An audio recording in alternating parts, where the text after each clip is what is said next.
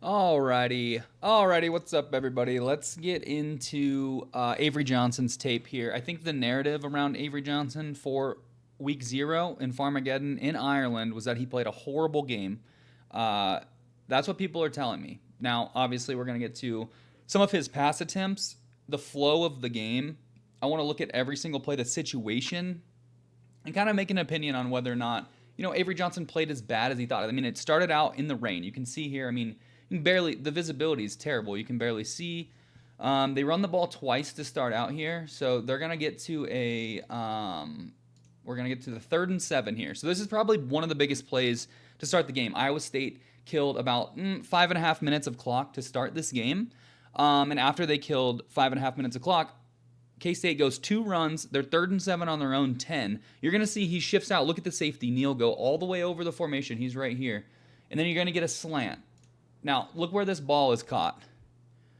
Or not caught, I should say. He dropped this ball, but look where it's located. I mean, it's a little bit behind him and low, but he doesn't even have to bend down all the way to make this catch. I mean, this is Jace Brown we're talking about. Some draft professors that I work with on the Draft Professors YouTube, which you can see up in the link above, they're listing this as a bad throw by Avery. Was it? Maybe, but you gotta think about it here. I mean, you gotta think about it here. It's a really good adjustment. Look, he shifts the formation. He gets 2 receivers over. They're gonna run a double slant, right on the top side. You're going to get the running back in the backfield, which takes this safety, 31, across the formation, right? So it leaves this area of the field completely vacated, right above my head. You're going to see it, boom. You have to make that catch if you're Jace Brown. You have to make that catch. You have to extend the drive. You can't go 3 and out in less than 30 seconds, or less than 2 minutes, right? So the 2 runs killed about 35 seconds each. And then you get into a situation where you drop the ball. Now we're on the next drive. They still haven't scored yet, but we're backed up. K-State's backed up. Avery Johnson's going to pass it. Okay. That was going to be a completion to Garrett Oakley on the out route. Now, I would like to point out, and that we're going to do a video with Rocco Becht as well. This is just for Avery Johnson. Number 88, and I have to remember his name. I think it's Izuko, something like that. He batted multiple balls down this game. He was playing phenomenal. He knew he couldn't get there, and he just got his big old arms up and swatted the ball down. Now, this one was unfortunately caught by the right tackle for a negative 3-yard gain. He shouldn't have caught that. So that was Avery's first completion of the game. Immediately go back to a run in which it's not well blocked. And the reason it's not well blocked, let me introduce you to Dominic Orange, a.k.a. Big Citrus in the middle here. Look at this play. Get off of me. Get off of me. And then he scrapes down the line and makes the play. 95, absolute animal, top 40 player in this class for me. So that was an issue all day. Like we're backed, like K-State's backed up in the sticks. It's 3rd and 12 now, and Avery's forced to throw. So ball gets snapped. Oakley comes in motion. Give up. It's 3rd and 12, just running the ball for field position. So nothing to see here from Avery Johnson here now. It's Iowa State 7. So Iowa State has scored, right? So this is the ensuing drive off of a Rocco Becht touchdown pass. We get the ball. K-State gets the ball. Jace Brown, this is the best play of the game on offense so far. The rain is coming down, and Jace Brown gets loose. Now, this has nothing to do with Avery Johnson. Obviously, he's motioned out to the wide. You can see him out here. So this play's not really relevant to him, but this was the first play that K-State got going on offense. Now it's 1st and 10 on Iowa State's 30-yard line, right? So let's look at what Avery can do on this drive after going down 7-0.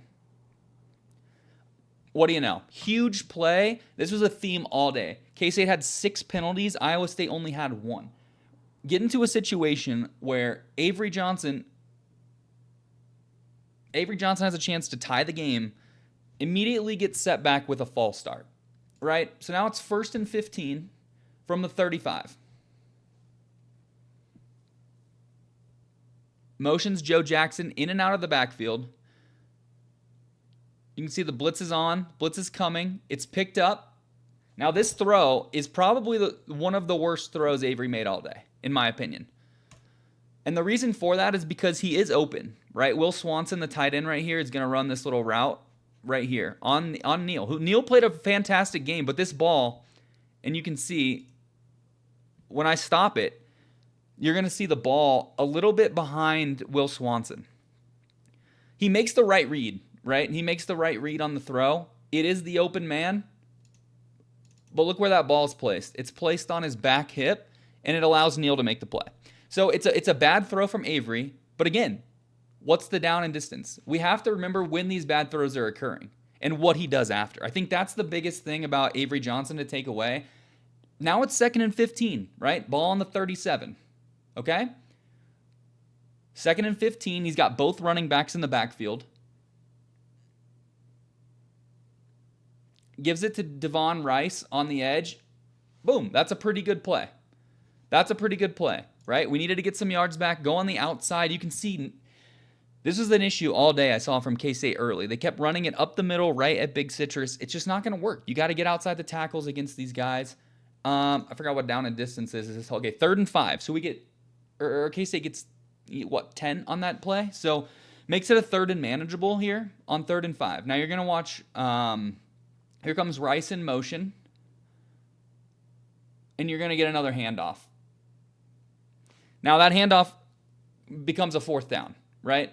So it's not necessarily a great play, but it's clearly 4-down territory. The water's coming down. The rain is coming down. It's completely, and that's just a good play. Like 31 all day. Neal all day made plays. He was one of the best players on Iowa State's defense. He made it really, really difficult. Now it's 4th and 1 on the 28. And this is probably the best blocking concept that we had all day. Right up the middle. Now watch what we do to Big Citrus here. You're going to get, I believe, that's Sam Hecht and the right guard, 54 here. They're going to double team him. You can see, it's 54 in the right tackle. You can see, 56 comes out and just completely moves Dominic Orange for the 1st down.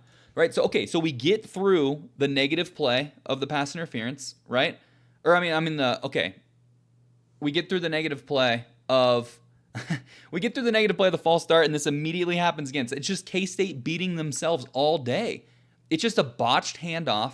Now, luckily, Avery's able to pick it up and throw it out of bounds. He's out of the pocket, so it's no harm, no done. So great play by Avery to get, not great play to fumble it, but great recovery, I guess I should say. 2nd and 10 on the 16. Okay, so keep in mind, this is the same drive we had a false start after the big run, and this is right after Iowa State scored a touchdown.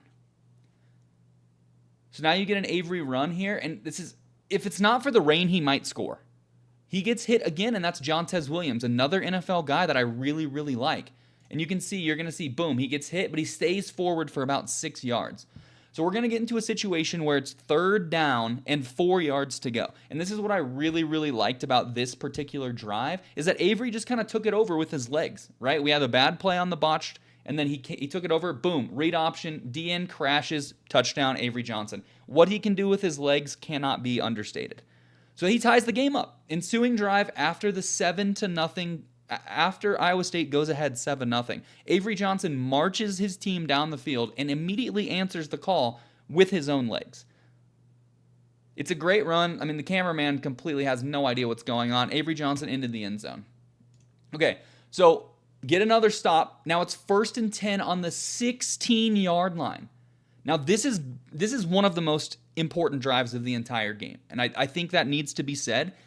We start with an outside run. Again, in my opinion, I think this is a horrible read. If you're Devon Rice here, the running back, it's an outside zone, right? So you're trying to get outside the tackle, but you have to understand where it's being blocked.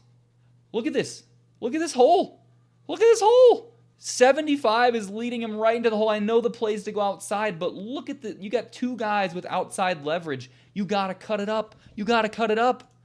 It's a bad read. He tries to go outside. Caleb Bacon, one of the underrated linebacker, was hurt all year last year. Great play. Now it's 2nd and 10. Okay, so we're still behind the sticks. It's 2nd and 10. We can't get anything going in the run game. Here comes Avery Johnson. Makes a great play. And I think what I've noticed, I've already watched this all 22 once. What I've noticed is K-State runs these little screen plays, and they're not set up to look like screens. But you'll notice, watch the wide receivers. Watch these 3 wide receivers down here. You're going to see these 3 wide receivers, and they run this again later in the game. There's no real routes happening here. Look, you see how look at Bradley. Bradley's here looking like he's going to block. Tibbs has his sight set on the safety. Brown's just running down the seam, taking the linebacker. And then you have this little slip screen for Garrett Oakley right here. Avery reads it perfectly, throws it into the pocket. Boom. That's going to be right at the first down marker. And you can see here, he throws a perfect pass right into the pocket in between those three defenders. Garrett Oakley's able to get upfield and get at least 9 yards on the play. I believe it becomes 3rd and 1. 3rd and 1 on the 7-yard line. So now Avery's back in pistol. And you're going to see, again, it's a run up the middle. It's a run up the middle, and Iowa State's defense is so good up the middle. It's so good up the middle. And now it's 4th and 1. Again. And this is where I don't like the play calling. I don't like the play calling from OC Matt Wells. I don't like it at all. We go back-to-back runs up the middle. And look who it is. It's freaking Neal. 31. He was one of the best players all day on the field for Iowa State. It wasn't even close. He was everywhere. That play is blocked well. Everyone on this play is blocking and doing what they're supposed to do. Marcus Neal led them with 8 tackles. Now look at this. It's blocked well. It's one-on-one. Now he just makes the play. He reads the ball and he makes the play. He reads the play.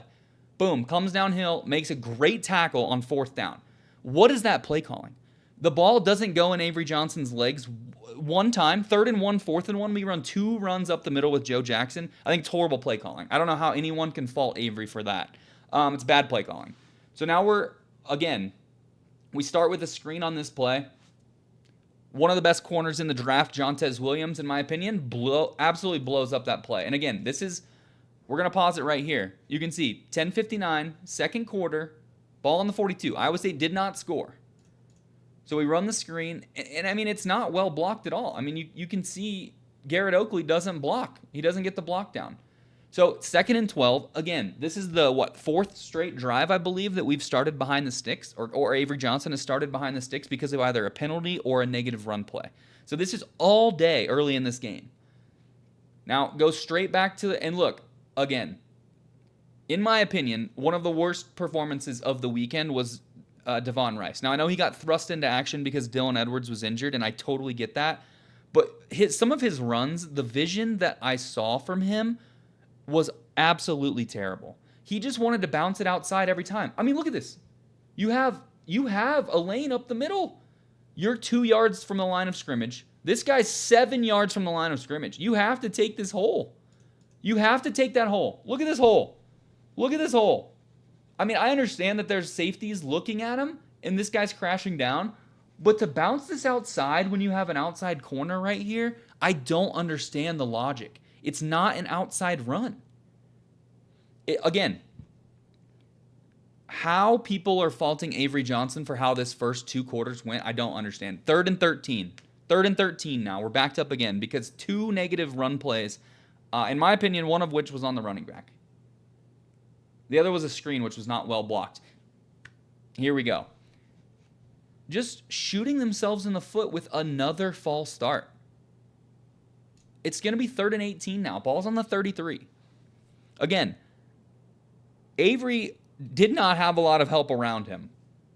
Now, this is, again, this is just into the weak spot of the zone, and Garrett Oakley makes an absolute play. He rumbles forward for, I think, 17 yards. I think he might get the first down even. But it's a great play by Avery looking off the safety. Okay, you see that? That's very subtle, but it's so important. Watch 19.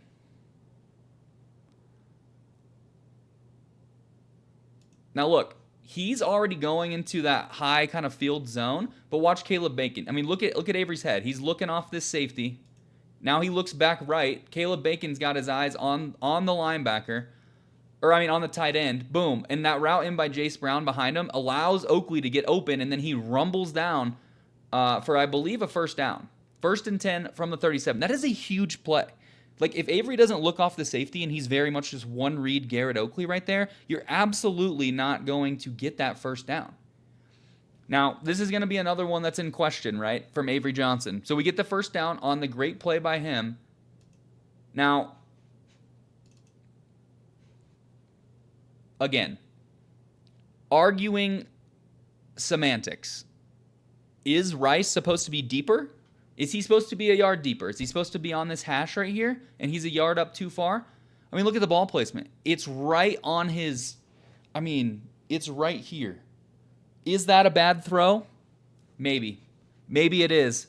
I think Rice still has to catch it. It's a fumble. Rice actually ends up making a really good play. I think that's his best vision of the game on that play. So again, you're not going to be able to see it really right here. I mean, you can see where I pause it. Look at that. You can see it's right on him. I mean, it's right on him. Now, here's what I'm going to say. And this is what I noticed when I watched this for the first time. So please let me know in the comments if you think differently. On this play, watch Rice's head. Watch his eyes. Watch his eyes when the ball snapped. This is so important. This is so important. Look at him. Look at his head. Look at his head. He's looking out here. Why is he looking out there? He doesn't need to look out there. He needs to be available for the ball. So what I think is his head got turned around too late. Look at that. His head's just now turning around. The ball's coming out. He's not able to get his eyes on it. Can't catch the ball. I don't think that's Avery Johnson's fault. I think that's a perfectly fine throw. 9 out of 10 running backs are going to make that catch. Again, so that leads us to 2nd and 12, right?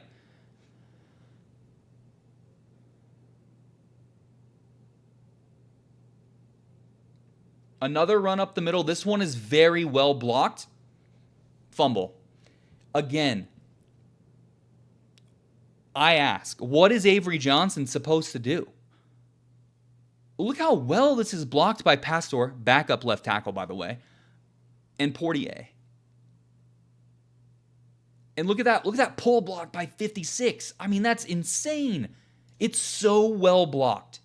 This play is so well blocked. You're getting the right tackle pulling all the way across the formation. Garrett Oakley absolutely sticks the linebacker. And Joe Johnson just can't hang on to the football. Okay, so now we're going to get 1st and 10 from the 31. Again, defense is playing phenomenal in the first half.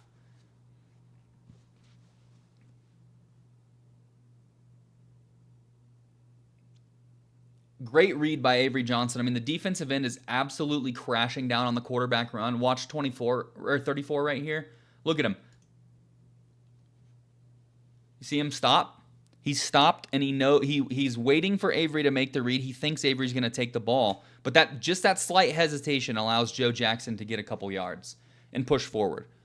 So again, that's a great read by Avery. He does within the offense. It's a 4-yard gain. It sets up 2nd and 6. It's the first time, I think, all day so far that we've looked at that he's able to take that and get a positive gain on 1st down.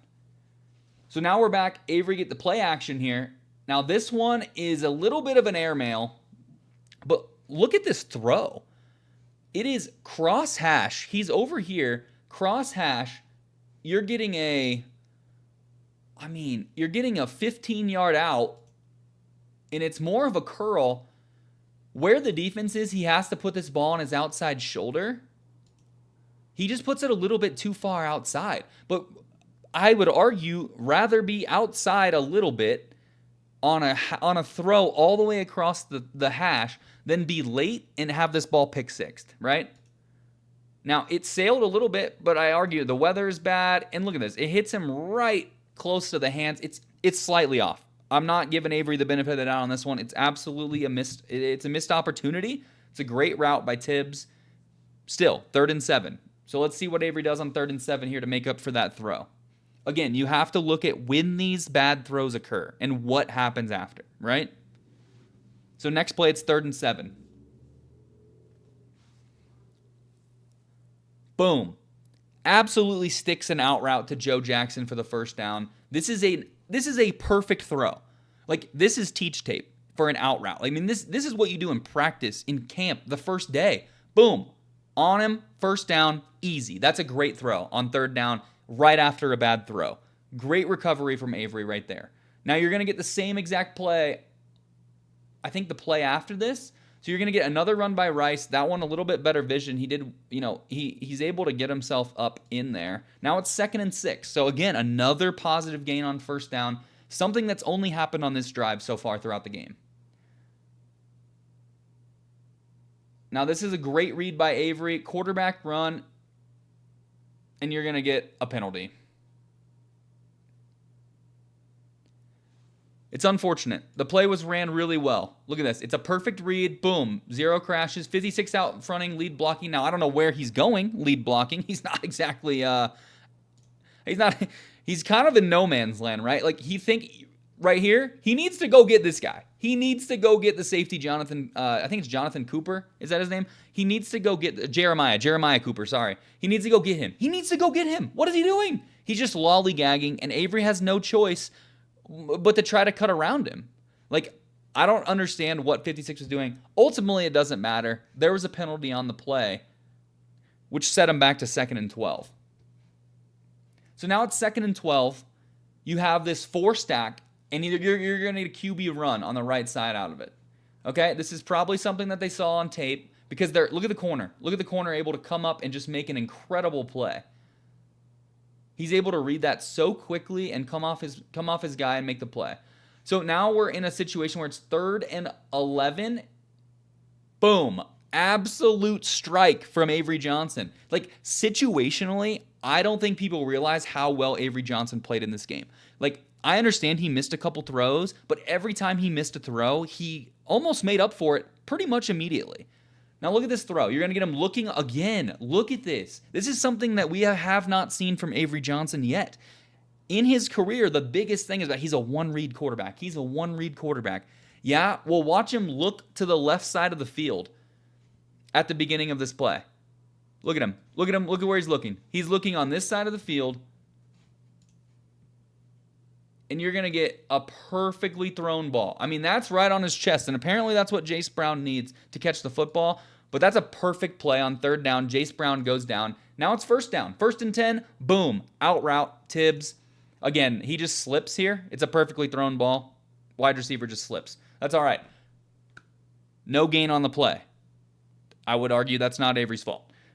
We're going right back to it. Second play, Avery Johnson, boom, Tibbs. They're obviously playing off in the flats because this is something that K-State was able to attack and take advantage of all day long, right? You're going to watch Tibbs here. He's just going to act like he's going upfield. You're going to get a quick little gain, and guess what? That's another 1st down. Moving the chains. Now they're on the 36-yard line. Again, K-State is now moving the football. Again, this is after they were just in Iowa State territory inside the 25 and fumbled the drive before. So, okay. Here's a play that I think Avery completely messed up on, and I think maybe it's just because you can see it from the broadcast, but you have to see these guys coming. Right? Look at him. Cooper's up. I just messed that up. I totally went to a different spot in the game. Where is this at? Where am I at here? Okay, I messed that up. My fault. Okay, there you go. There's the out route to Tibbs. There's the second out route to Tibbs. All right, so now we're back to the intentional grounding. Now, in my opinion, you have to see this if you're Avery Johnson. This is one of the plays that I thought was really, really bad from Avery Johnson. And again, he made up for it. Just wait. I'm telling you. Now again, you have to see this blitz coming. But again, look at the miscommunication. Like, I think that Avery... This is probably a touchdown if this is blocked better. Watch 75. I mean, they're so absolutely focused. Like, they are so focused on Dominic Orange. They're so focused on 95 right here in the middle that they go to double team him almost every play. And look at that. It leaves a wide open runner up the middle. He can't step into it. He's got 2 receivers on the side. It ends up being an intentional grounding. But again, how is Avery Johnson supposed to overcome a free rusher to the face because his center did not block that guy? It's a tough thing to critique as a quarterback because quarterback is such a position where you have to be able to adjust on the fly. Taking the intentional grounding there, not the smartest move in the world. It absolutely backs up K-State, right? It's now, I don't even know, 2nd and 20, close to. They just get the ball spotted, and then you're going to see an overthrow, okay? So this one's going to be a miss by Avery Johnson, but again, it's not an interception. This is probably another bad throw, right? He kind of just airmails it, right? He kind of just airmails it. No real excuse for Avery Johnson here. The defender, who's already knocked down 2 of his passes, is right on him. And does this ball get tipped? I don't know. It's really hard to see. It's really hard to see if it gets tipped. I don't think it does. It comes out pretty clean. Ultimately, it's a non-factor. It becomes 3rd and I think 18. 3rd and 22. 3rd and 22. All right, so 3rd and 22. What are we calling on 3rd and 22? It's got to be something quick. Yep, get the ball to Rice. And then look at him again. What is he doing? Okay, look at Devin Rice. What is he doing? What is he doing? Where is he going? Look at these blockers. Go here. Go here. Go here. Go here. 20 yards, 30 yards, 40 yards. What is he doing? I thought Devin Rice had one of the worst games I've ever watched from a running back. And again, I know he's young. I know he filled in for an injured Dylan Edwards. I don't care. It's awful. It was an awful performance. He had no vision.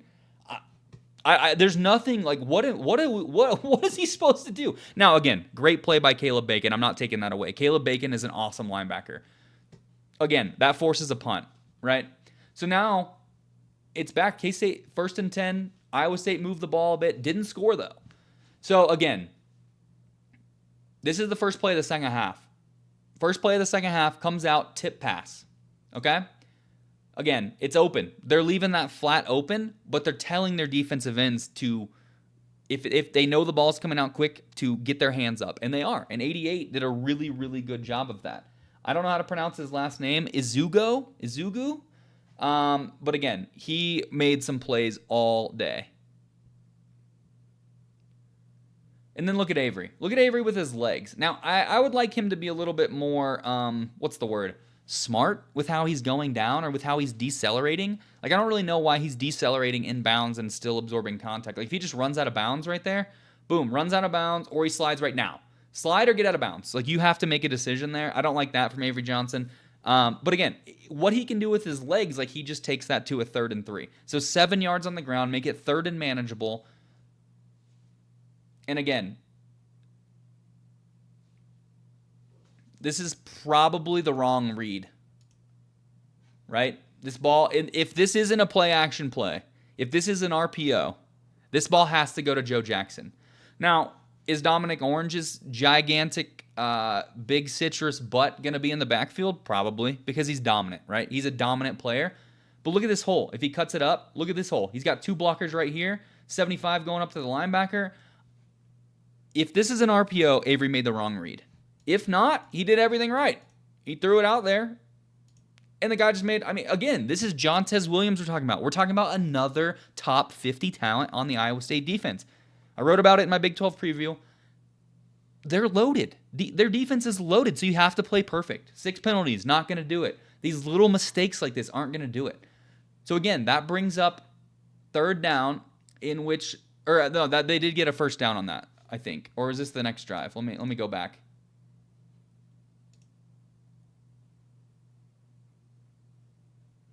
I believe this is the next drive because 11:51 is on the clock. And they haven't killed 4 minutes yet. So I'm going to say this is the next drive. But again, you're going to get another run up the middle. And again, I think Avery should have pulled this. If it's a read option, he's got to pull this. Look at Caleb Bacon. Caleb Bacon right here, he's going to go for the linebacker. He's going to go for the running back. Look at him. He holds it enough, I guess, to where Avery thinks that Swanson's going to get this block. Swanson does not get that block. I think his job's to block on the outside. He pulls that, he might have a 1st down. 1 yard, no harm done, 2nd and 9.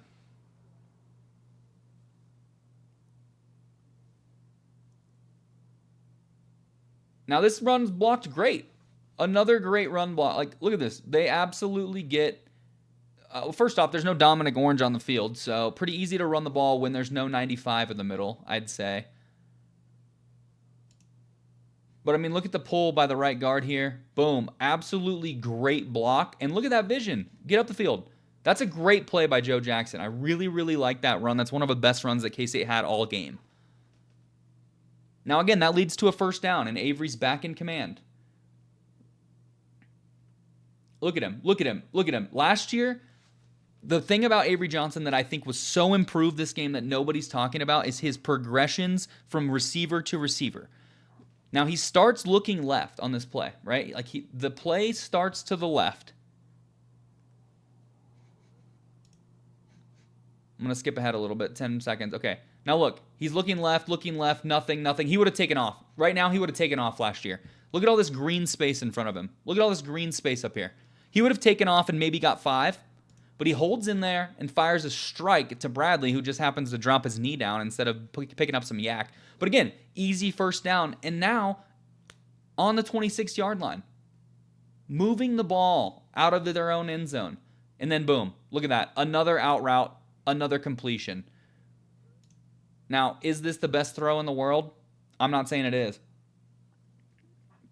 But at the same time, what are you going to fault? Completions? Boom. Completion.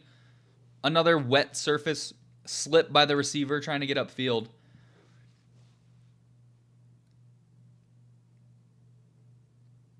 And then another, I mean, this is a layered throw. I mean, this is an impressive throw to me from Avery Johnson. It's play action, right? They have this little decoy on the reverse. You're going to see that come.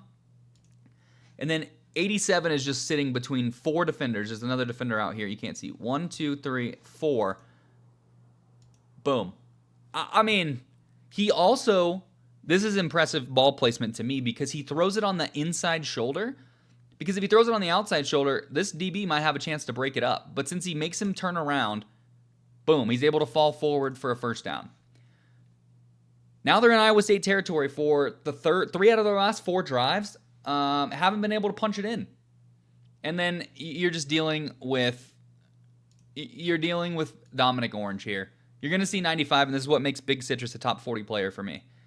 I mean, he swim moves, beats the double team, and just wrangles Avery Johnson down. There's nothing Avery could have done about that. Nobody's blocking that. Would have been a great play call here on the reverse, except watch these linemen just absolutely block nobody. What are these two doing? What is this guy doing? He can't get there. So one of these guys has to lag off, and one of them has to take this guy. They're just blocking nobody. They're blocking nobody. Yeah, it's just bad play. You just can't. I don't know what Avery Johnson's supposed to do about that. Now it's 3rd and 15. It's actually a really good play call. I'll shout out Matt Willis for that one. It's a really good play call. Just can't get the job done. So now it's 3rd and 15. Avery takes the easy check down. Could the ball have been placed a little bit more outside? Yeah, maybe. What does he get? A couple more yards? I don't know. But this is the best throw of the game, in my opinion. It's 4th down and 8 to go. 4th down and 8. Driving in Iowa State's territory. The weather is still too bad. Their JUCO kicker from College of the Canyons can't kick it.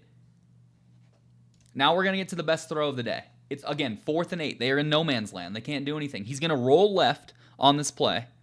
Jace Brown comes in motion. Avery looks right, rolls left. Defender, look at this throw.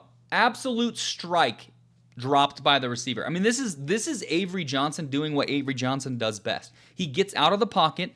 He rolls to the left better than a lot of quarterbacks that I've evaluated in this class. And when he's rolling left, he's deadly accurate. I mean, I don't know. Anybody watching this game can say Avery Johnson played a poor game. I completely disagree with that. I think, look at this throw. 4th and 8 in one of the biggest moments of the game. It's still tied. And he drops it. It marks the 3rd drop from a receiver so far in this game. And it's an easy first down. Drops the ball. And then Iowa State goes down and scores. And this is what I want to reiterate to people. Avery Johnson just made that play by himself. He threw that ball to Jarrand Bradley, or Jarrand Bradley, I don't even know his name, Bradley, and he drops the ball. It's 4th and 8. Avery has to make a play. The pocket gets broken because of the guy falling on the ground. He rolls to the left, and he throws an absolute. Look at this throw.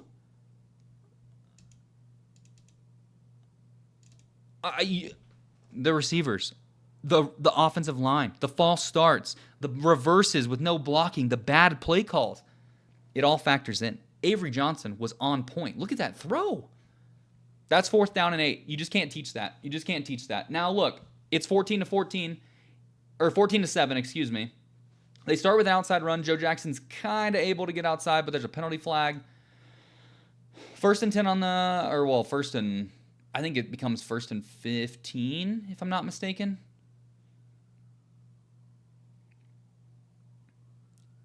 Play action. Strike on first down. It's just an RPO. He hits Jace Brown over the middle for the first down. Again, this is right after Rocco Becht goes down and takes the lead. When you look at this game from a contextual standpoint, and you look at it from a play-by-play standpoint, look at Avery. Look at Avery. This is probably my favorite play of the day by Avery Johnson. Last year, he would have taken off, he would have scrambled, he would have tried to get out of the pocket. Look at his progression. It's not there originally. It's not there originally. It's not there originally. He's taking a look deep. He sees the deep safety. So now he has to come back down here to Garrett Oakley. He get the pressure off his right side. Look at him. He's able to step up, dodge the pressure. Joe Jackson does good enough to block the guy. Look at this. Up, and then he's running. And look at this. Perfectly delivered ball to the inside shoulder so he can get upfield and run. What a throw by Avery Johnson. Again, you have to look at right after Rocco Becht and company go in and take the lead. So he's answering everything Rocco Becht is doing to the best of his ability. Drops on third down. Drops on fourth down. False starts every other first down for most of this game. And then look at this throw. People are going to say, people have said that Jace Brown had to hold up on this throw. I disagree.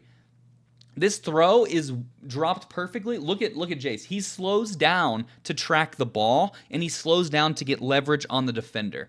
Look at him. He slows down so that way when he leaves, he can separate. The problem is 19 just made a really, really good play on the ball. I mean, 19's in perfect coverage here, really. He beat him for a second, but even if this throw is another 2 yards in the end zone, I'm not sure that Jace Brown is able to come down with this. And even so, look where this pass is dropped. It's in his breadbasket. I mean, what are we doing? Jace Brown, another drop. Now again, what does Avery do when things like this happen? It becomes 2nd and 10. That was a touchdown. That was a 44-yard touchdown that Jace Brown just dropped. Let's watch how Avery handles the adversity of a dropped touchdown. Immediate completion. It's a great play. It's a great throw to Tibbs. No, nothing else to see there. It shortens the length. It becomes 3rd and manageable. Right? It becomes 3rd and manageable. It's 3rd and 2. What's the 3rd down and 2 call? This is Jace Brown absolutely destroying this poor safety. Whoop! And that's an insane route. Touchdown. Easiest throw of the day. Easiest throw of the day to tie the game. Avery Johnson hit it. Perfect throw. He does the pump fake to sell it. Boom. Only where Jace Brown can catch it. He doesn't overthrow it. He doesn't make it more complicated than he needs to. It's a perfect throw. Now, again, when this throw happens, look at the clock. We're going to go back here because, look, 14:39, okay? 14:39. When K-State next gets the ball, Iowa State drove 5 minutes off the clock and scored 3 points, okay? Keep that number in mind. Keep that number in mind. 5 minutes off the clock in the fourth quarter. Keep that number in mind. Here comes Avery. Again, you can say what you want about Avery Johnson's ball placement. Jace Brown was absolutely terrible in this game.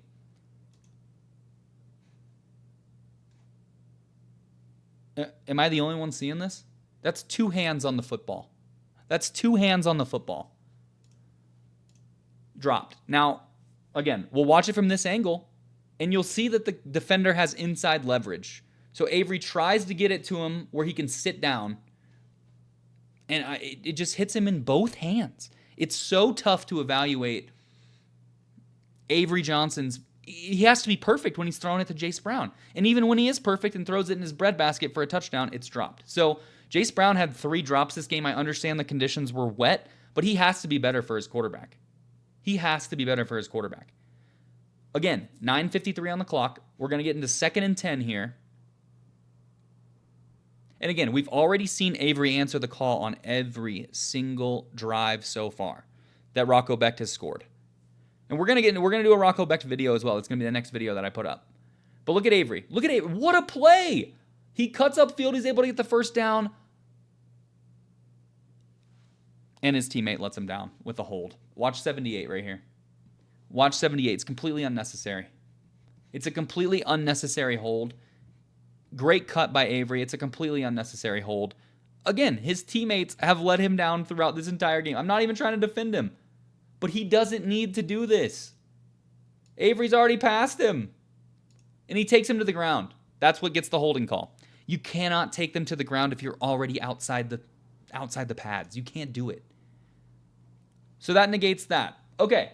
Again, another offensive miscue in the penalty department that Avery simply can't control. This becomes 2nd and 20? Or no, is it back to just 2nd and 10? I don't know the down distance. It wasn't updated on there, so tough to say. Here's Avery progressing. Again, this is another beautiful throw from Avery Johnson. In the context of this game, Avery Johnson was so good. Look at this. He's looking left, nothing, sits, boom, fires a strike, able to get upfield enough to make it 3rd and manageable. Again, this is something that Avery Johnson did throughout the whole game. It goes from 2nd and 20 to 3rd and 3. Why? Because he extended the play. He looked for his guy in the soft spot. He put it on his shoulder where he could move upfield. Boom. Now this throw is a questionable throw. Because of where this ball was placed, I'm going to actually watch it from this other angle, I think. Garrett Oakley's in the backfield as a running back. He comes out. Now the ball's on his back shoulder. Two things can be true here. The throw could have been better. I also don't think that Oakley needed to get... I don't know why he left it. I don't know why he felt the need to leave his feet. You know? I just messed that up. I was at 40? Again, why is he leaving his feet? Why is he leaving his feet? I don't know why he's leaving his feet on that. It makes no sense. He needs to catch that ball and run upfield. He doesn't need to leave his feet. He leaves his feet. He's not getting the first down anyway because he's already falling down before he gets hit. So again, was it a great throw by Avery? No, it wasn't perfect. I'm not going to say that. It was a throw that he missed, right? But even so, as Garrett Oakley, another potential NFL draft prospect, likely in 2027, I don't like him leaving his feet there. I don't know why he's leaving his feet. It doesn't make sense to me. It doesn't even seem necessary. Yeah, he left his feet and he fell down. So nothing Avery can really do there. And then we're going to get to the play of the game. Go for it on the own 30-yard line. And I mean, what is 54 doing? Again, should Avery have picked up this first down? Maybe, but watch the right guard. What is he doing? Chug. He can't get there. The right guard can't get there in time. Again, Avery doesn't really have much of an opportunity here because it's not well blocked. And the defender makes a great play. I mean, look at the safety. Watch Jeremiah Cooper here. I want you to watch number 2. Watch Jeremiah Cooper. Nobody's going to block him, and he comes out of nowhere. Again, this is an NFL safety. I mean, what a play. That is an NFL safety making a play. It's the same as we saw from Neal inside the red zone when they stopped him on 4th and 1 earlier. This is a great play by number 2. It was the play of the game. The play of the game was just made by a better play. He just made a better play. Look at him. Look at him come downhill so fast and come and hit him. He just comes and hits him in the hole.